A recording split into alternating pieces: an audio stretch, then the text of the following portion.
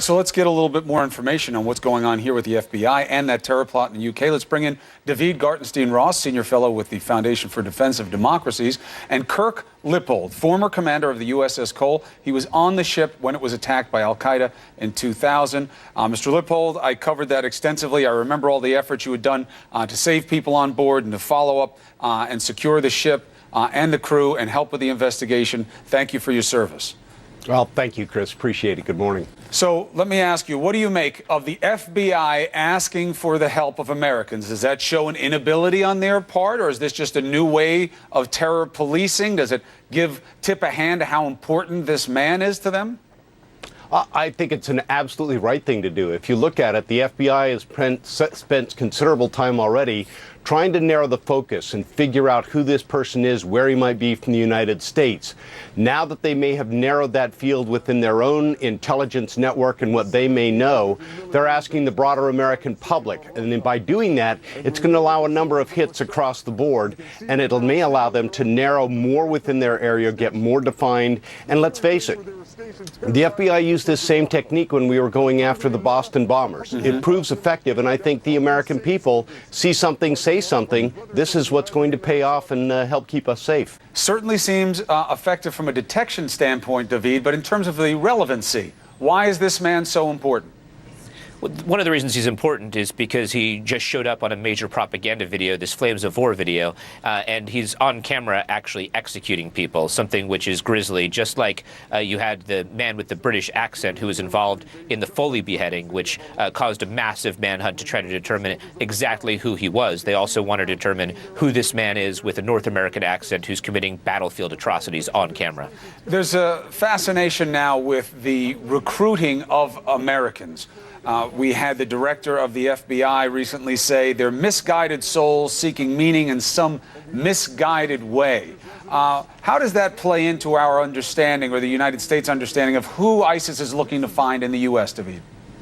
Well, a number of ways. I mean, one is it's absolutely correct that people who are searching for meaning and end up finding it in radical Islam is one of the trajectories of radicalization. I don't think all the individuals at all can be called lost souls. One can see very clearly the kind of barbarity that they're inflicting and the kind of atrocities that they're regularly committing. A number of people who go over, I think, rather than just being lost souls who are idealistically finding meaning in the wrong place, many of them are much more sadistic. I mean, it's one of the more sadistic organizations that we've seen. But understanding what drives people and that not all the people who go over are inherently bad people, I think, is an important part of cracking that very difficult radicalization puzzle. And obviously the hope is that the savagery of ISIS will eventually play to its disadvantage with other groups and alienate it, but we've yet to see that. Kirk, let's turn to the news in the UK.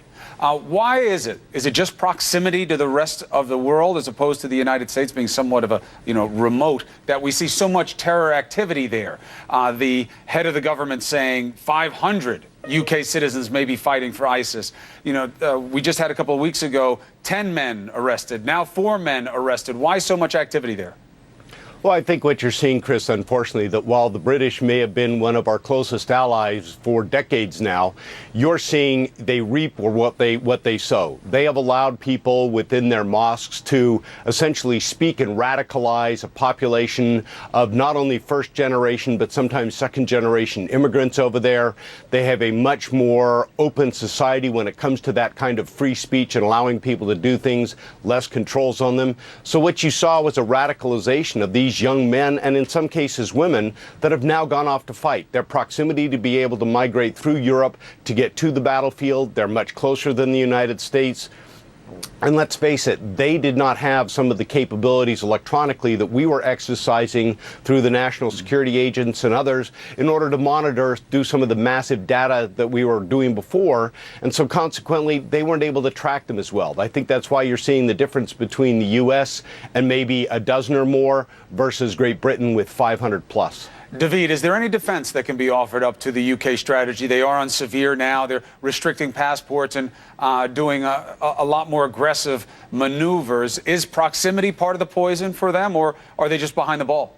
Well, the proximity, they have many more people who've gone over to Syria, which is due to a number of factors, not only proximity, but demographics and also the climate in Britain, as Kirk alluded to. All of these are issues that have Britain very much on alert and viewing this, as many other European countries do, as something that's much more than just a problem and actually approaching a crisis. Mm-hmm. Quick take from each of you before I let you go. David, Kobani, Syrian border town.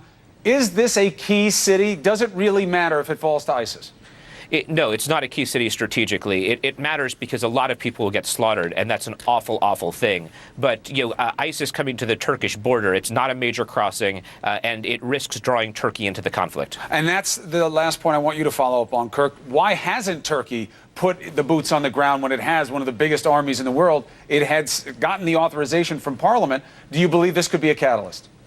I believe it could be a catalyst. I would tend to disagree. I think the fall of Kobani is going to be a strategic because it'll demonstrate that despite the airstrikes, we have been ineffective overall in deterring ISIS from being able to make major territory grabs. And when it comes to taking a city like this, especially on the Turkish border, it is going to have strategic impact. Whether the Turks get in or not, I think they're trying to play all sides at once. They want the fall of Assad. They want to take down ISIS. They don't want to empower the PKK there.